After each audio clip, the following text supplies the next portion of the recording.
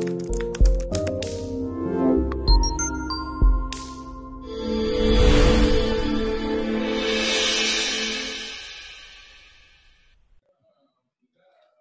warahmatullahi wabarakatuh. Selamat pagi. Pada hari ini kita ketemu lagi dalam pembahasan berikutnya, yakni tentang reformasi pengelolaan keuangan dan akuntansi pemerintahan di Indonesia. Minggu lalu kita telah mengawali perkuliahan akuntansi pemerintahan ini dengan mendiskusikan hal-hal berkaitan dengan konsep dasar akuntansi pemerintahan, karakteristik dari organisasi sektor publik termasuk pemerintah di dalamnya. Nah, hari ini secara lebih mendalam dan khusus kepada pengelolaan keuangan dan akuntansi pemerintahan di Indonesia, kita akan mendiskusikan tentang reformasi pengelolaan keuangan di Indonesia.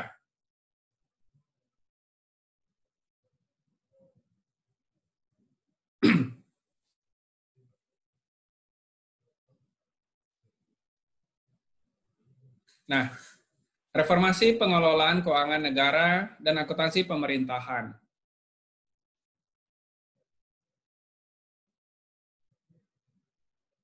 Nah, ini kita lewati saja ya. Nah, karakteristik organisasi pemerintah kita sudah mendiskusikan minggu lalu, bahwa organisasi pemerintah tentu saja akan concern dan fokus kepada isu-isu seperti pertumbuhan ekonomi, tenaga kerja, kemudian faktor politik ya, kemudian faktor budaya atau kultural, termasuk faktor demografi seperti pertumbuhan penduduk, struktur usia maupun migrasi penduduk. Ini juga sudah kita diskusikan minggu lalu, karakteristik yang membedakan organisasi sektor publik dan organisasi swasta.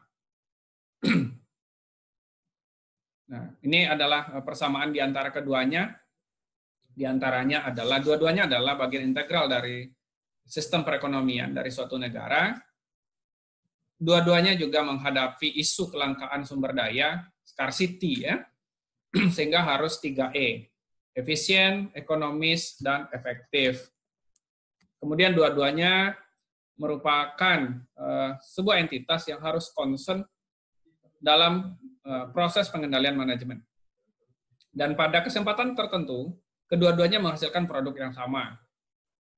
Demikian juga, baik sektor swasta maupun sektor pemerintah terikat kepada aturan dan ketentuan hukum yang berlaku.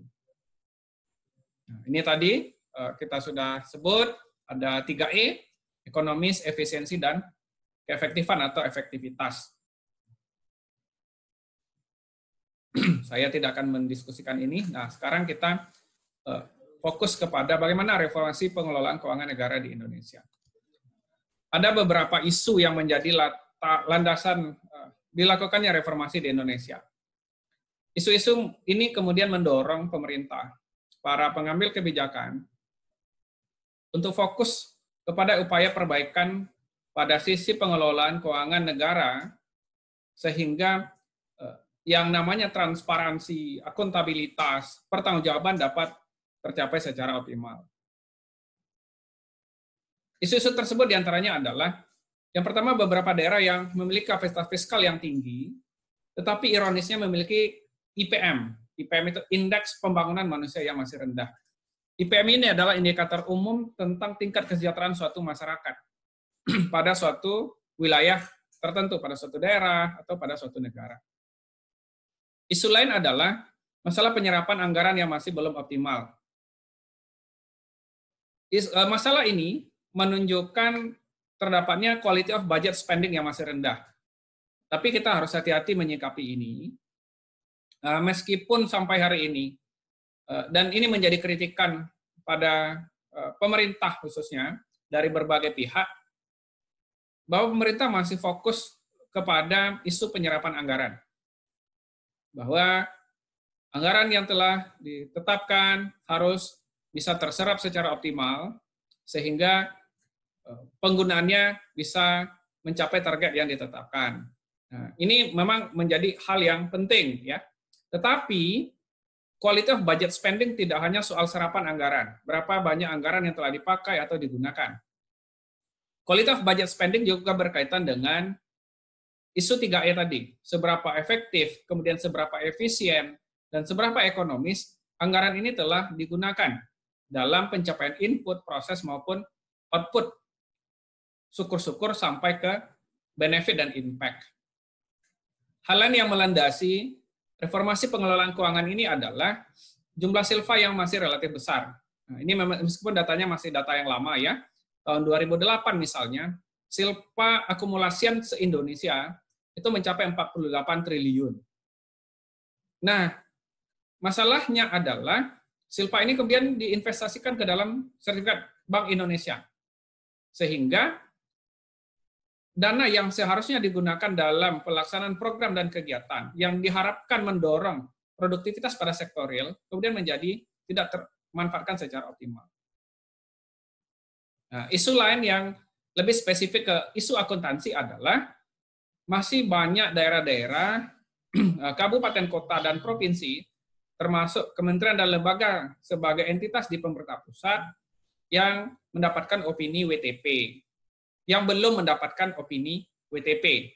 Meskipun sekarang setelah reformasi berjalan sekian tahun, isu ini memang tidak mengemuka lagi seperti di awal. Dulu, di awal-awal SAP diterapkan, ya, itu pemerintah daerah yang berhasil mendapatkan opini WTP masih sangat sedikit. Hanya 1, 2, dan data empiris menunjukkan ketika suatu daerah mendapatkan opini WTP pada suatu tahun, ternyata tahun depan mereka tidak mendapatkannya lagi. Nah, ini kemudian menjadi pertanyaan penting juga. Lalu latar belakang lain dari reformasi ini adalah terjadinya proses demokratisasi, globalisasi, dan reinventing governments. Kemudian di Indonesia, reformasi ini juga didorong dengan adanya reformasi pada praktek penyelenggaraan negara yang bersih dan bebas KKN. Ini sejalan dengan isu bebas korupsi, ya, korupsi yang pada awal-awal tahun 2000 undang-undangnya juga muncul berbarengan dengan bergulirnya undang-undang pengelolaan keuangan negara dan daerah. Lalu tuntutan yang semakin tinggi terhadap good governance yang meliputi akuntabilitas, transparansi, dan partisipasi masyarakat. Kemudian, pada sisi yang lebih teknis, berkembang yang namanya NPM atau NPFM, New Public Management atau New Public Financial Management. Nah, New Public Financial Management itu mengatur atau memberikan sebuah landasan konseptual tentang setidaknya 3 hal. Yang pertama, financial management, manajemen keuangan. Bagaimana pengelolaan keuangan dilakukan pada daerah atau pemerintah pusat. Yang kedua, yang nanti akan banyak kita diskusikan adalah accounting system. Sistem akuntansi pada pemerintah di berbagai belahan dunia, termasuk Indonesia khususnya, itu belum tertata dengan baik. Bahkan ketika kita sudah mengarah kepada penyusunan standar akuntansi kita sebagian masih berbasis kas. Lalu isu yang tidak kalah penting pada reformasi pengelolaan keuangan adalah procurement. Procurement adalah pengaturan tentang pengadaan barang dan jasa pemerintah.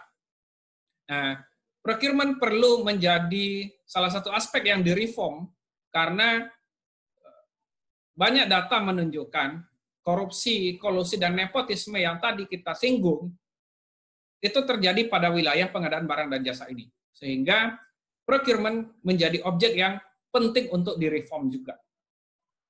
Nah, inilah agenda reformasi yang dilakukan di Indonesia dari hulu sampai hilir, kalau boleh dikatakan seperti itu. Nanti kita akan sampai kepada yang namanya siklus pengelolaan keuangan negara dan daerah. Yang pertama adalah reformasi di bidang perencanaan dan penganggaran. Siklus awal dari pengelolaan keuangan berasal dari perencanaan. Anda yang sudah pernah kuliah atau mendengarkan ceramah-ceramah tentang pengelolaan keuangan negara atau akuntansi pemerintahan, tentu sudah familiar dengan dokumen-dokumen seperti ada namanya RPJP, ya, Rencana Pembangunan Jangka Panjang, RPJM, ya, Rencana Pembangunan Jangka Menengah, ya. kemudian ada RKPD kalau di pemerintah daerah ya, atau RKP pada pemerintah pusat, rencana kerja pemerintah ya, yang merupakan rencana tahunan. Kemudian ada namanya KUA ya, kebijakan umum anggaran, lalu ada PPAS, prioritas dan plafon anggaran sebagai dokumen-dokumen dalam perencanaan. Nah, penyusunan dokumen-dokumen ini kemudian juga direform dengan mengacu kepada kerangka ekonomi yang tepat dan mempertimbangkan faktor-faktor yang mempengaruhi perencanaan secara lebih komprehensif. Aspek yang kedua adalah isu penganggaran. Nah, penganggaran secara umum bisa saya simpulkan bergerak dari anggaran yang disebut dengan anggaran tradisional yang dikarakteristiki oleh pendekatan yang masih inkremental. Inkremental itu maksudnya nambah ya, tradisional. Jadi kalau nyusun anggaran tahun 2010 misalnya, ya sudah tambah-tambahi saja dari anggaran tahun 2009 untuk item yang sama.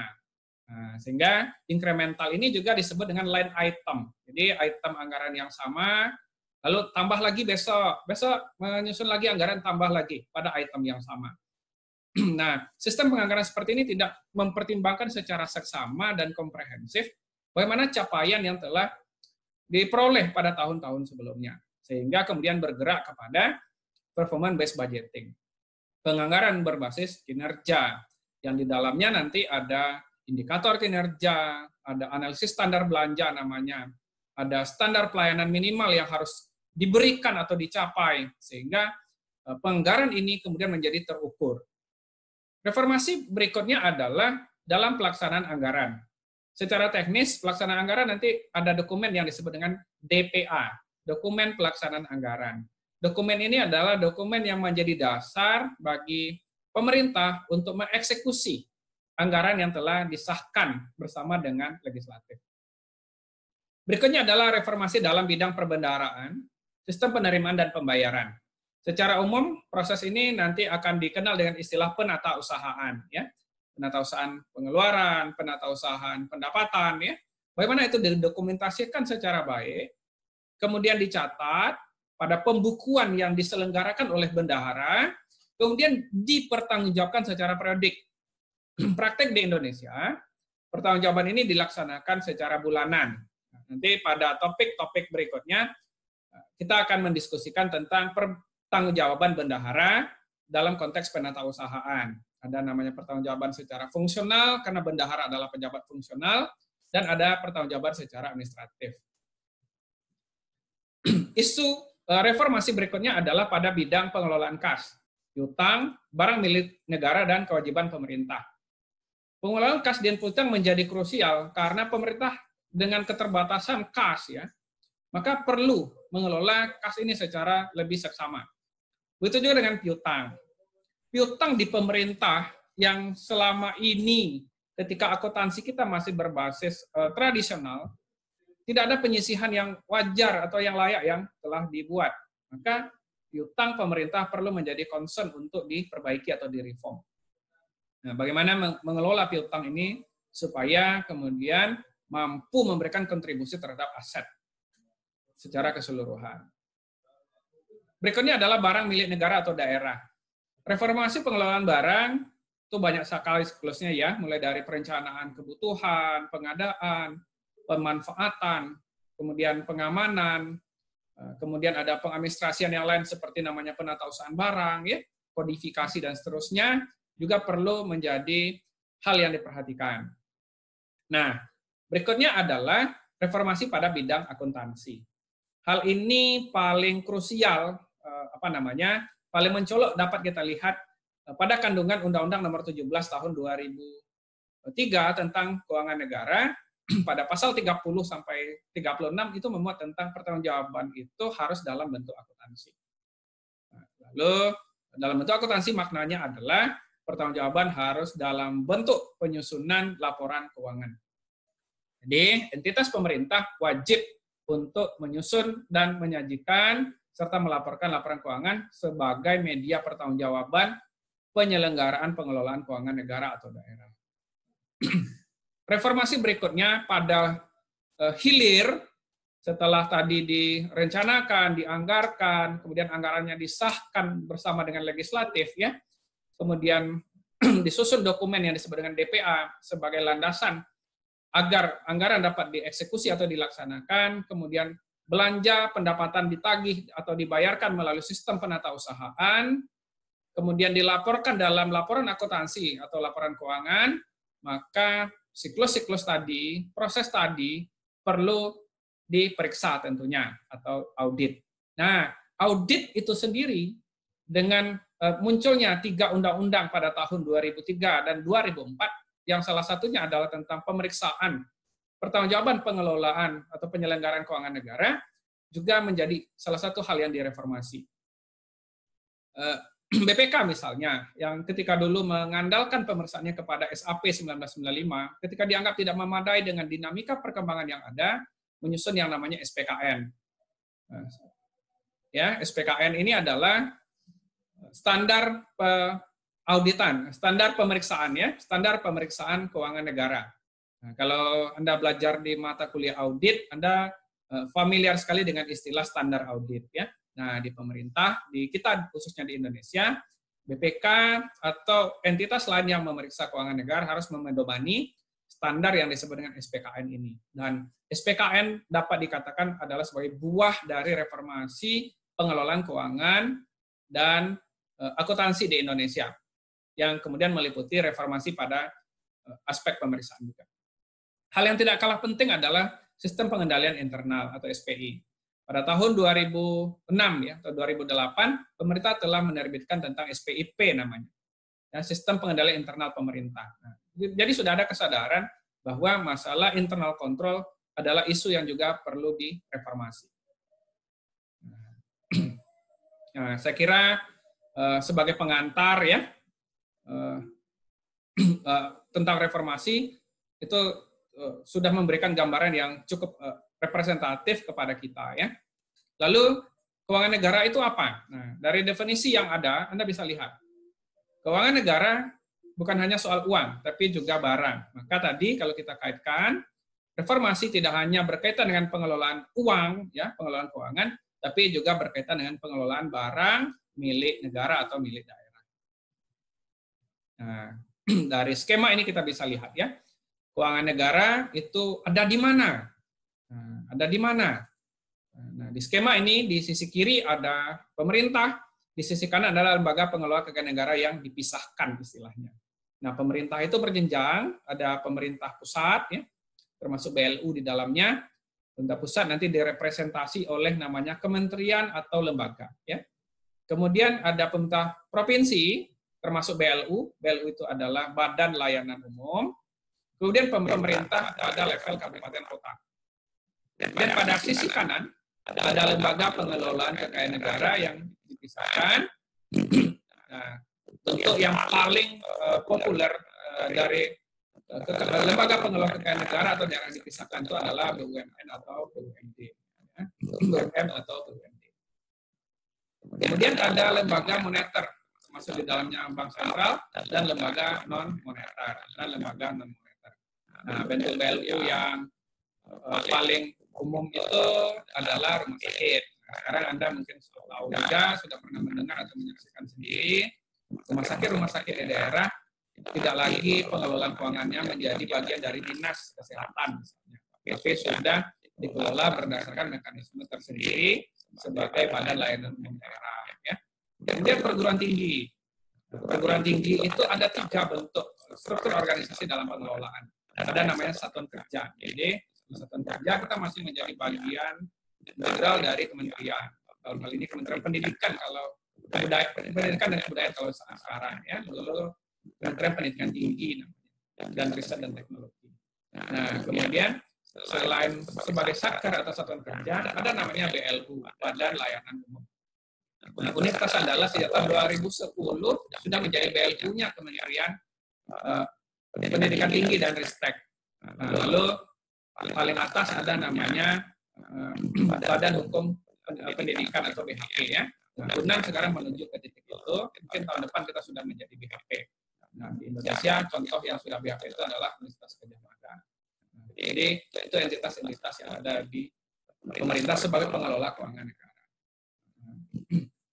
Kemudian ini disebut sebagai regulasi yang mendorong proses reformasi akuntansi dan keuangan di Indonesia.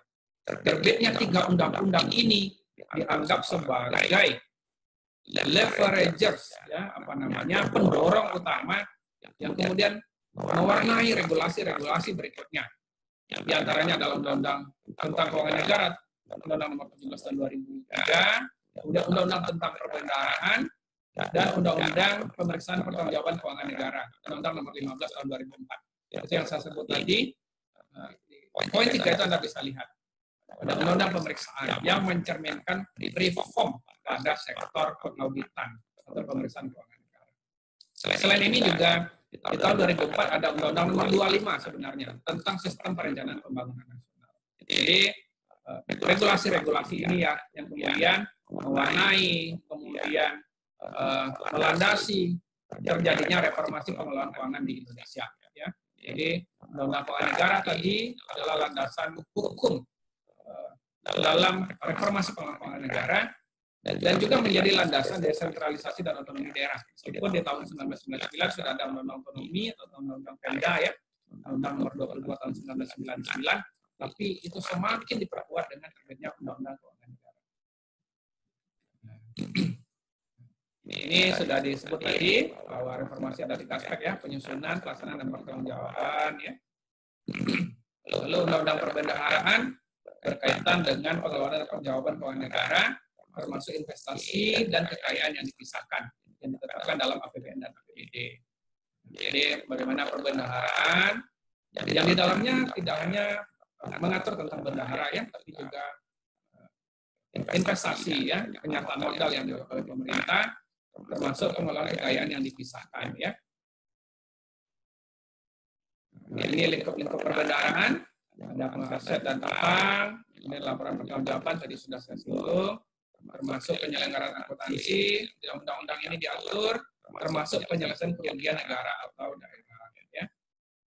Lalu tentang pemeriksaan tadi, ada undang-undang PPJKN ya, pemeriksaan penyelenggaraan keuangan negara ya, pertanggungjawaban keuangan negara ya. Nah, ini ada ketentuan-ketentuan di sana yang secara umum isinya adalah lingkup pemeriksaan, pelaksanaan pemeriksaan, hasil pemeriksaan dan tindak lanjut, lalu pengenaan ganti rugi keuangan negara, dan termasuk di dalamnya ketentuan pidana. Ya, karena tentu saja pelanggaran terhadap pengelolaan keuangan negara adalah tindakan pidana ketika memenuhi kriteria pidana di Undang-Undang Pidana maupun Tipikor.